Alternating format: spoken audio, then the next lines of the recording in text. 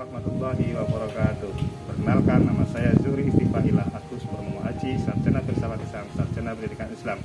Saya guru Madrasah Aliyah Plus Wali Songo Donggala, guru mapel akidah akhlak. Saya juga mahasiswa IAIN Curug Bengkulu. Pada kali ini saya akan melaksanakan praktik pembelajaran RPP 1 di MA Plus Wali Songo Donggala. Selamat menyaksikan. Ya, assalamualaikum warahmatullahi wabarakatuh. Waalaikumsalam warahmatullahi wabarakatuh. Selamat siang anak-anakku, sehat semua? Alhamdulillahirabbil alamin. Oke, pada kesempatan kali ini Pak Zuhri akan memberikan melakukan pembelajaran ya, bersama kita pahami tentang materi tentang taubat. Nah, sebelum itu Pak Zuhri mau nanya, apakah ada teman-teman kalian yang tidak hadir? Ada? Ada, Pak. Ada ya? Kalau ada, nanti ada link absensi, tolong nanti diisi.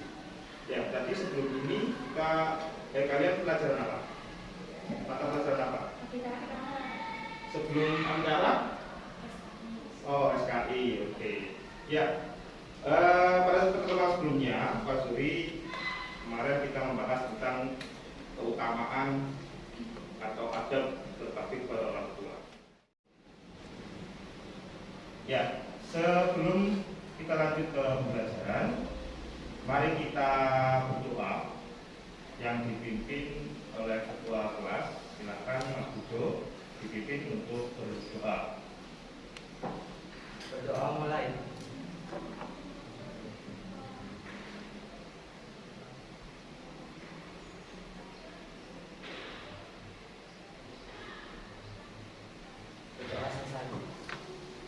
Ya, semoga dengan berdoa pembelajaran kali ini lancar dan bisa mendapatkan ilmu yang bermanfaat. Amin ya rabbal alamin. Oke, nah yang kedua, kalau tadi Pak Zuhri ingatkan teman-teman kalian yang berangkat atau nggak hadir hari ini, bagi yang hadir silahkan isi link absensi di Google Form yang sudah disiapkan oleh Pak Zuhri. Silahkan kalian isi, bisa ketik di HP kalian masing-masing.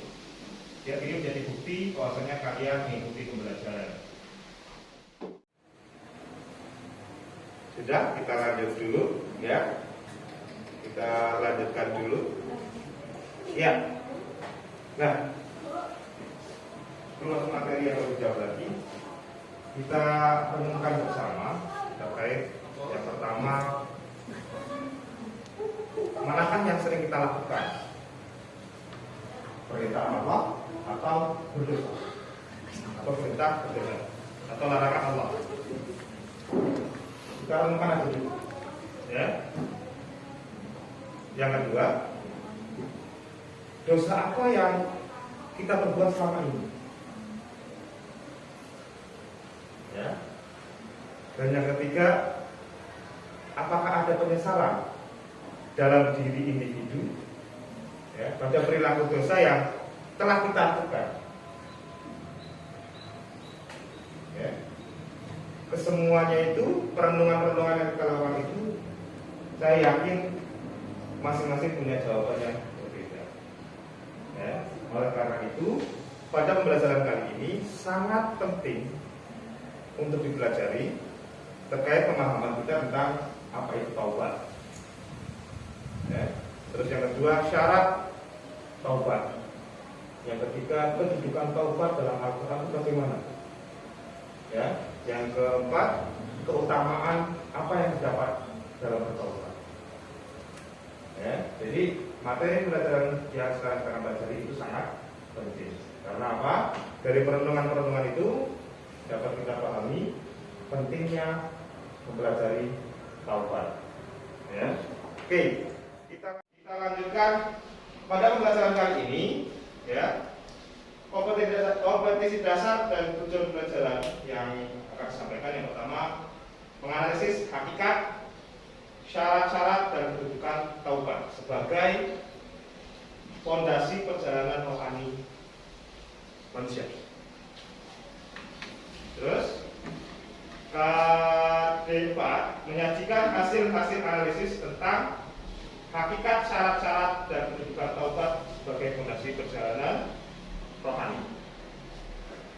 Pada tujuan pembelajarannya, melalui atau melihat tayangan film atau gambar tentang taubat, peserta didik dapat yang pertama menunjukkan dan memahami hakikat, syarat-syarat, dan kedudukan taubat sebagai fondasi perjalanan rohani. Terus yang selanjutnya mengeksplorasi, melihat tayangan film atau gambar tentang fenomena hakikat taubat. Peserta didik dapat menelaah dan merinci hakikat, syarat-syarat, dan kedudukan taubat. Yang terakhir mengasosiasi dan mengkomunikasikan.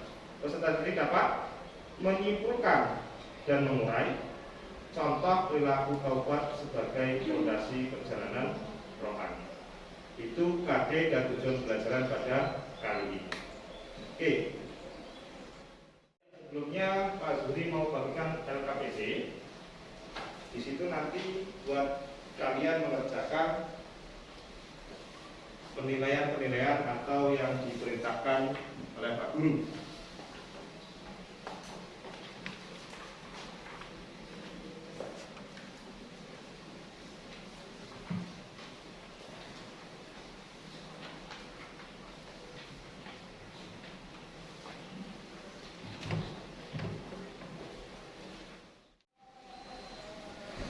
Apa yang kalian pikirkan dari gambar-gambar tersebut? Ayo, silakan tunjuk tangan. Tadi sudah melihat kan gambarnya? Nah, apa yang kalian pikirkan dari gambar tersebut? Yuk, yang tunjuk tangan, silakan. Ayo, sudah lihat kan gambarnya? Nah, sekarang tunjuk tangan. Silakan, apapun itu yang kalian lihat, apapun itu dari gambar tersebut. Silakan. Ayo. Ya. Beberapa larangan Allah yang harus kita hindari. Oke. Good. Yang lain? Ya. Kalau dari gambar pertama ada beberapa banyak dosa yang sudah kita lakukan kan? Untuk karena dosa yang kita lakukan kita nggak tahu berapa banyak dosa tersebut, maka untuk mengantisipasinya kita juga harus bertobat sebanyak mungkin. Oke. Ya, bagus jawabannya. Yang lain? Nah, silakan kalian tulis di buku portofolio terkait dengan apa yang Anda pikirkan pada pengamatan gambar tersebut. Ya, silakan. Kalau tadi yang sudah mengemukakan pernyataannya, silakan kalian tulis. Pak Zuri kasih waktu 5 menit. Ya, di lembar kerja peserta didik. Silakan ditulis dari sekarang.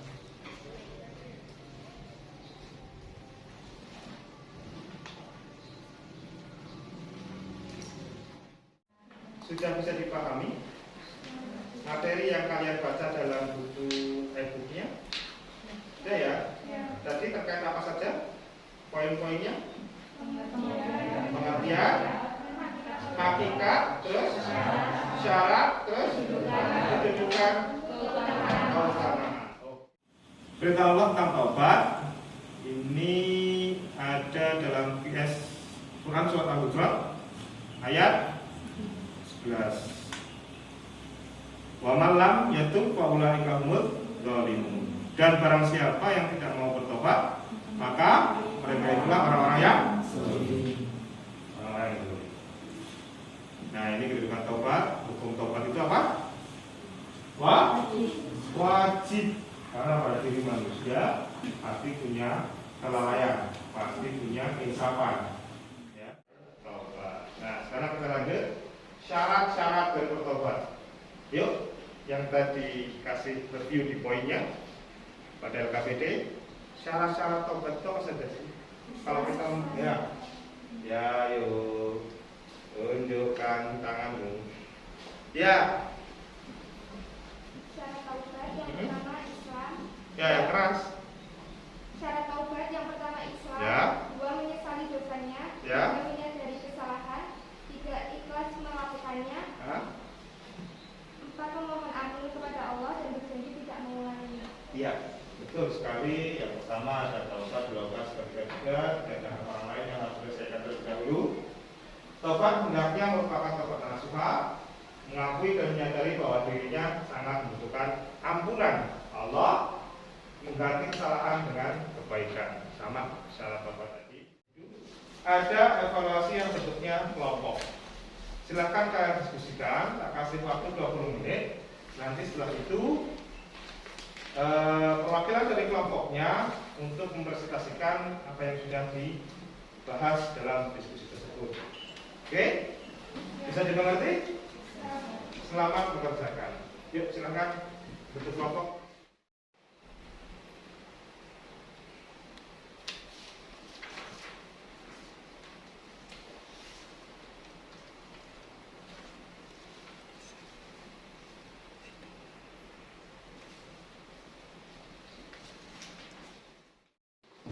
Baik anak-anakku, waktu sudah 20 menit berlalu. Saya kira diskusinya sudah selesai ya. Sudah selesai ya? Oke, kalau gitu kita lanjutkan untuk mempresentasikan diskusi apa yang sudah kalian bahas bareng dengan teman-teman. Presentasikan hasil diskusi terkait dengan soal nomor 1, yaitu orang yang berbuat dosa kemudian bertaubat, lalu berdosa lagi, kemudian bertobat lagi, lalu berdosa lagi, kemudian bertobat lagi, dan akhirnya meninggal dunia. Nah, apakah orang seperti ini tersebut di atas masih diampuni oleh Allah? Bagaimana pembahasan di kelompok kalian? Silakan dari kelompok mana yang mau mempresentasikan? Ya, Mbak Aziza, silakan berdiri. Dari pertanyaan tersebut, kami menjawab bahwasanya Allah itu bisa mengampuni orang tersebut. Karena manusia tempatnya salah dan dosa, maka apabila dia berbuat dosa, kemudian dia bertaubat, insya Allah akan diampuni oleh Allah dan dengan taubat yang bersungguh-sungguh. Oke, ya, terima kasih jawabannya. Ada yang lain? Jawaban yang berbeda. Ya tidak, itu tidak diampuni. Apakah itu ada yang berbeda? Apakah ada yang punya jawaban? Pertanyaan boleh Pak kepada Mbak Isma? Boleh. Ya, silakan. Ya, berdiri aja biar terdengar. Menurut aku gini Mbak Isma, misalkan ya seseorang tersebut sudah benar-benar bertobat ya, tapi dia tetap melakukan kesalahan tersebut sampai diulang-ulang terus, kemudian bertobat lagi, melakukan lagi, apa tetap diampuni Mbak Isma? Itu Silakan berdiri, gak apa-apa. ya wallahu a'lam, itu urusan dirinya dan diri Allah. Yang lain? Kelompok lain atau teman yang lain bisa bantu terkait dengan pertanyaan berkali-kali bertobat, berkali-kali melakukan kesalahan. Apakah itu benar-benar bertobat? Kesimpulan pada pelajaran kali ini yang pertama terkait dengan pengertian taubat, ya.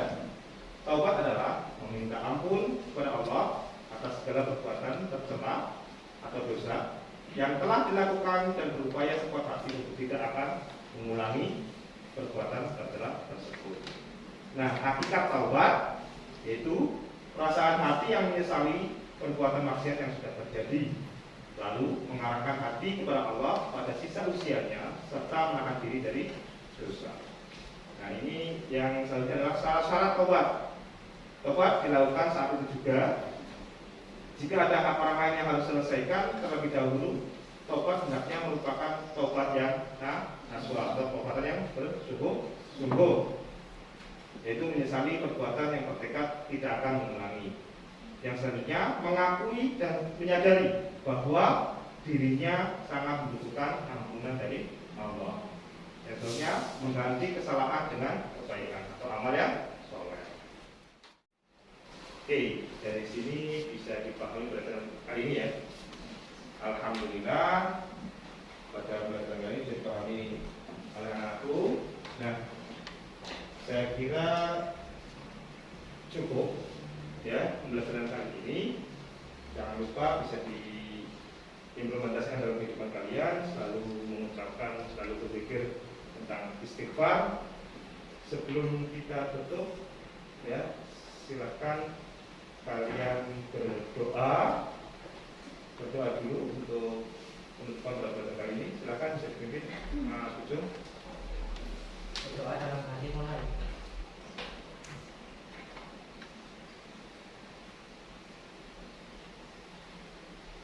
Selesai.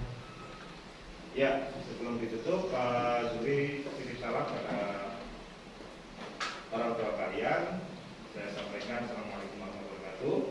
Terus yang selanjutnya jangan lupa belajar di rumah, jangan lupa beribadah di masalah waktu dilaksanakan. Ya, itu saja. See you next time. Assalamualaikum warahmatullahi wabarakatuh.